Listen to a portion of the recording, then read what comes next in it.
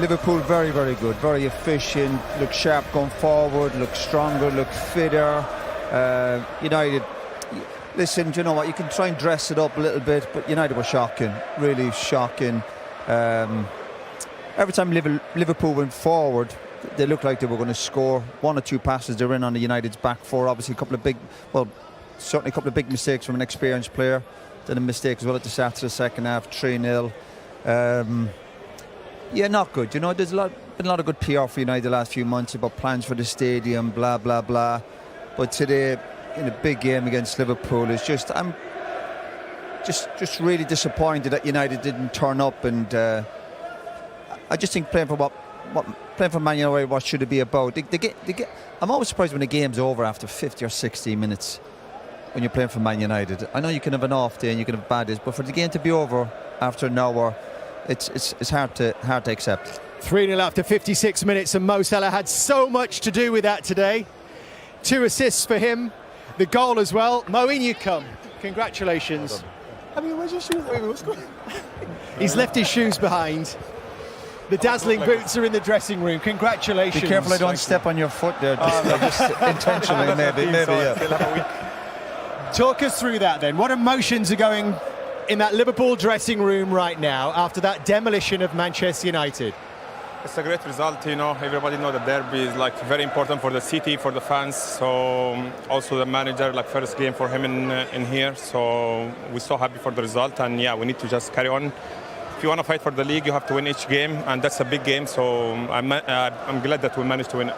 There was something similar in a way about all 3 goals that came from Liverpool winning back possession pretty high up the pitch.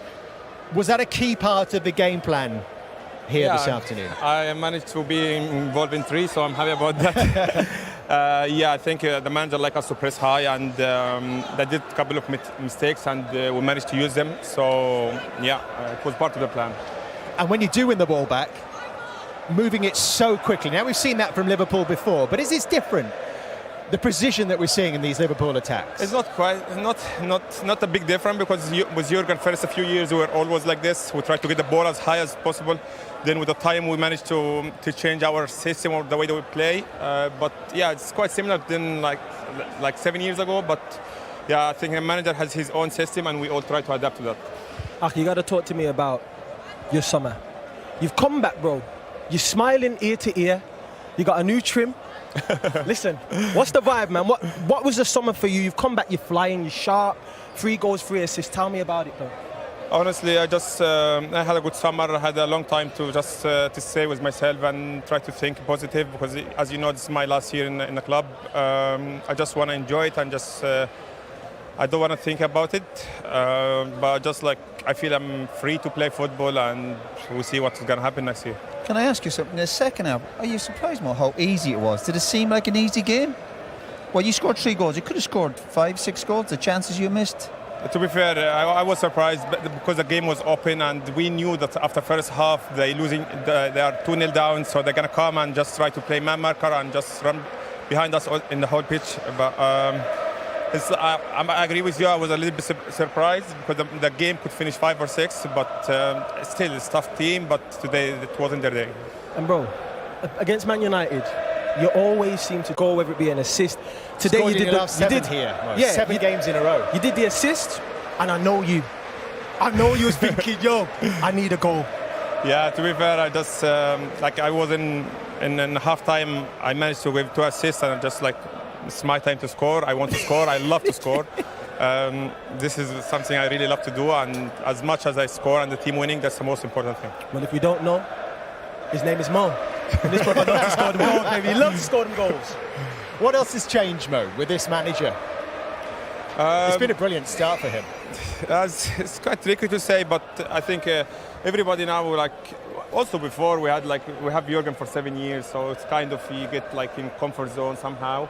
He was always trying to push us outside our comfort zone, but you know, when you are with the manager for 7 years, somehow you get into the comfort zone. But with the new manager, he comes with his style, and he just wants everybody to adapt. And he had a few meetings with the senior group, and just he told them, look, you need to set an example for the young players, and yeah, you need to work hard. And yeah, I think we're following his system well, and hopefully we carry on like that. And if this is your last season, as you say, this could be your last time ever playing here. Yeah, to be fair, I was coming to the game. I said, look, it could be a last time. Nobody in the club talked to me yet about contracts, so I just like, okay, I played my last season and see it in the end of the season. You'll miss this place, though, won't you? My You might second come back in favorite the place. FA Cup. You might come back in the FA Cup. I don't know with which club, but so far, yeah, my last game here was Liverpool. Well, look, we hope that it's not. You know, I hope. It's not up to me, but nobody talked to me about from the club, but we will see. We wish you well, Mo. Congratulations on a Thank you brilliant very start much. to the season and Thank you. a great day for Liverpool today. Thank you, Mo. What was the line? If you don't know, it's... If you don't know, it's Mo. Yeah, and you can't really argue with that because 3 don't know, goals, now 3 you know. assists, 3 games into the season. As Daniel said, it looks like he's David really brilliant. enjoying his football. You know, talk about world-class performance. He was brilliant. He's a threat, his goals record, his little touches, his movement. And again, when you watch them live, you see the bigger picture. Honestly, great example. You know, I really enjoy watching him. Obviously, it's hard to take for United today, but you've got to give credit where it's due. He is a world-class player. Roy didn't like our exchange. We had a little bit of banter together, you know, just... Yeah, I know, but listen, I warned you before. You got to say humble in victory and defeat. You obviously didn't listen, did you? I was having a chat with my old pal. That wasn't a chat. That was a bromance thing going on. Daniel, are Liverpool going to let him go? I'd be surprised, It's to not be up to honest. I'd be Liverpool. surprised. I'd be surprised. I think Mo has obviously achieved pretty much everything he could at the club, but I've not seen him happier. The way he was speaking then was as if, like, you know, I want to be at the club. If the club are going to give him what he wants, then he's going to stay. That's inevitably what's going to happen. But the way he looked there, he looked happy to me. I've not seen him smiling ear to ear like that before. So to be fair, I really hope he does stay because he's been magnificent. He's in control of all of that. Yeah. I know the clubs 100%. have policies about lending contract when players get to 31, 32, whatever the Liverpool situation is, but he's in total control of that. He'll decide what he's going to do, whatever contract they might come up with. And you think they'll obviously have to offer him the contract. He's an amazing player, but he will have, well, put it this way, he will have plenty of options. He certainly will. And you see how sharp he is today. He's talking about almost this kind of freshness within the club. And let's talk about these goals from a Liverpool perspective, first of all. Danny, there's loads of time to pick the bones out of United later. Absolutely. I mean, in this moment here, we mentioned Casemiro earlier on, but it's the cross from Mo is absolutely magnificent. Szoboszlai's awareness to leave it, and Luis Diaz decisive with the header. It's a fantastic move, to be fair. For me, I feel like when you're looking at the numbers here, we're seeing 5 versus 3, man. And they're This all is- like sprinters, those 4 that were coming behind Diogo Jota, all ready to fly out the blocks. Well, yeah, the thing is, you're licking your lips as an attacker if you're running at the defence and you see 3 defenders, 5 players barrelling forward. In the end, it was too open, and Liverpool punished the mistakes that Manchester United. United aren't good enough to play like that. They can't have their full-backs getting forward like that. As soon as they make one mistake against the good teams, they're going to get punished. We're almost going around in circles talking about it. They're not good. If Casemiro's made a mistake, of course he has. An experienced player, he's got to take a touch in it. But he's got full-backs running ahead of him, and it's just not on. Favorite of the two? Un cabezazo ahí en el segundo tiempo fue. Pero él dice el segundo o El segundo es el cabezazo. no, el primero fue el ¿Fuerza cabeza. tuya? El primero. Primero. El segundo fue el que rematé abajo. Sí, el segundo decía una fuerza tuya ahí de cabeza o cabezazo. Bueno, nada, como te dije ahorita, muy feliz. Siempre trato de llegar a esas posiciones, de tratar de ayudar al equipo, marcando goles, asistiendo. Para nosotros los delanteros siempre va a ser importante, entonces estoy muy contento. Seguiré trabajando igual, seguiré trabajando tranquilo, con los pies sobre la tierra y bueno, estar muy concentrado para lo que se viene. Again, he's very happy. Is what we strikers have to do: score goals, giving assists. What he's gonna do is keep working in a humble way, working hard to keep helping the team and to achieve our goals. And Ali, one for you, if I can. I mean, you loved Jurgen Klopp as a man and a manager, but it started so well, so fast under Arne Slot. Why do you think it's begun so well? Yeah, you are right. I love him. I will still love for the rest of my life. He knows that. But like, I think the determination, of course, the quality of the manager, the way he works, the things that he demands the team, but the answer we are giving on the pitch he's been so good. Like the effort of all the players, everybody, Lucho, all the strikers, they are working their socks off to help us defending. It's the third clean sheet in a row, and that's not only because we are saving that the goals at the back, but because they are working so hard. The team is working so hard, and that's our main focus now. And this is the mentality that the manager wants us to have. So that's really important. We have to go that the manager wants to speak now. Okay, well, let's do this quickly then. Player of the match, Luis Diaz. Yeah. Man del partido, hombre del partido otra vez. Normal para ti, ¿no? No, normal no. Feliz. Gracias, manito. Well done, guys. Well done. Thank you. Well done. Yes, all smiles from the Liverpool dressing room, and more reactions are coming, and you can understand why. And we were at Ipswich on the opening day for Match Day Live.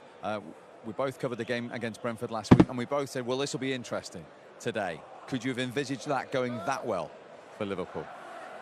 No, I mean, it's been perfect, hasn't it, right the way from the start of the season. OK, it's only 3 games, but we looked at the results there, 2-0, 2-0, 3-0, not conceding anything, you know, not conceding hardly any chances. Alisson's made 1 or 2 saves there today, but when you come to Old Trafford, you expect your goalkeeper to have to put in a really good performance. He's only had 1 or 2 saves.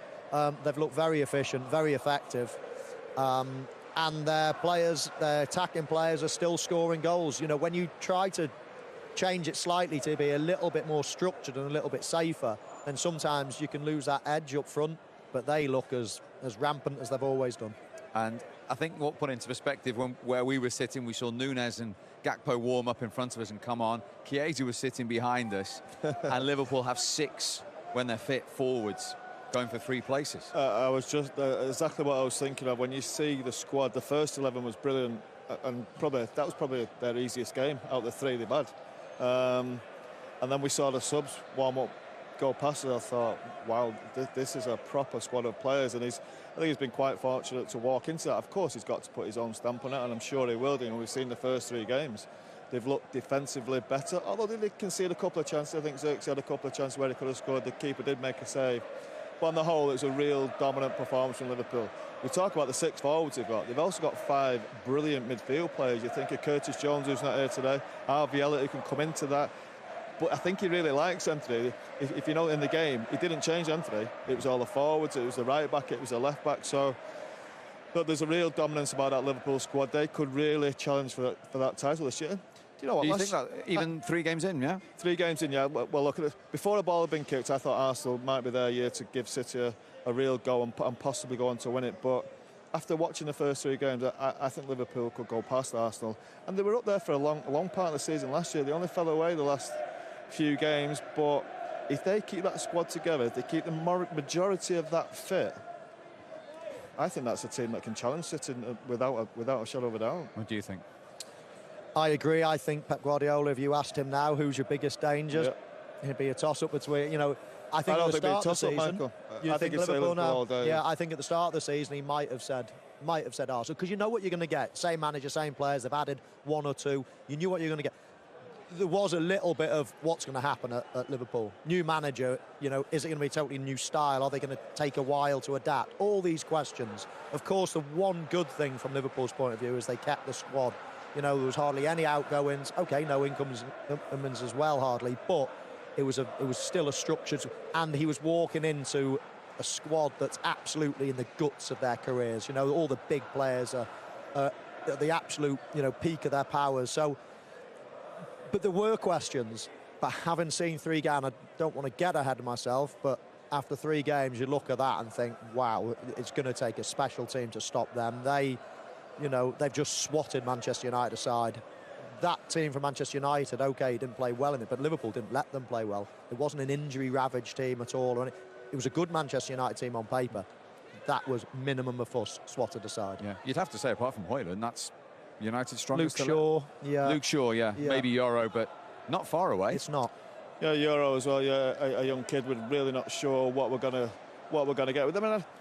I think the back 5 could be OK, but I still think in front of that we are going to be short. You see the area of the pitch, 3 goals today were 3 mistakes by midfield players, really. And again, the attacking third was just nowhere near the likes of what we've seen today from Liverpool.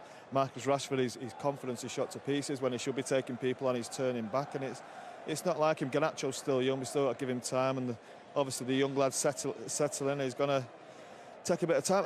I think the biggest thing I noticed from being pitch side and actually looking at the players, Liverpool look fitter, they look more athletic, but they also have more quality.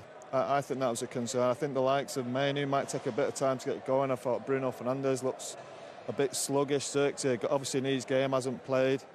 And that was a big thing that struck me. Now, we're only early in the season, but they're things that would worry you. Are the team working hard enough behind the scenes to be as fit as they should be? They just didn't look fit enough to me. They've had that many injuries, and it must be playing in their mind as well, mustn't they? They've had so many injuries over the last couple of seasons under Ten Hag, and that's another problem. And then if you start second-guessing yourself, shall we train, should we go a little bit easier? But, you know, no such problems for Liverpool. Sorry, Michael, I was going to say as well, they keep bringing centre-halves off. Now, if you've got a centre-half who can't get through a game, that's a big concern. That tells me they're not fit enough straight from the off. You only bring centre back four should always stay together, really. You might bring the odd right back off here and there if you're resting people, but two centre halves should be there for the full game. And it's been the first 3 games now. They've changed centre back. How can a centre back not be fit enough? I know, and I wouldn't mind, but that was a problem position. That there's so many, you mentioned before the game, Steve, how many different partnerships they've had. So you'd think there'd be one area that they'd want to keep quite stable. And let's get it right, centre halves, you look at all the stats, all the numbers, they do less running than anybody on the pitch, bar the goalkeeper. So it's not like it's a huge. Well, that's what I'm saying. They should be there for 90 minutes. I'm sure they can. I don't know why he just keeps chopping and changing it. I mean, you can have your excuse of the Euros, can't you? Say it takes a little bit of time to get going. Of course it is, but Liverpool have players there as well. Other teams have got players there. You don't see them struggling. Well, as I said to Michael right at the start, that's 3 games now. He's just made that one alteration, Kwanzaa and Konate, and he's had a real settled look about it, hasn't he? Yeah, and I do like that. Obviously, the games will start coming thick and fast, so it'll be really interesting to see how he uses his squad. However, at the moment, you know, it looks like he's just, you know, maybe because he's new as well to the team. Maybe he just wants to get that consistency, so all of a sudden he can get his points across even better than he normally would, but it's very consistent so far.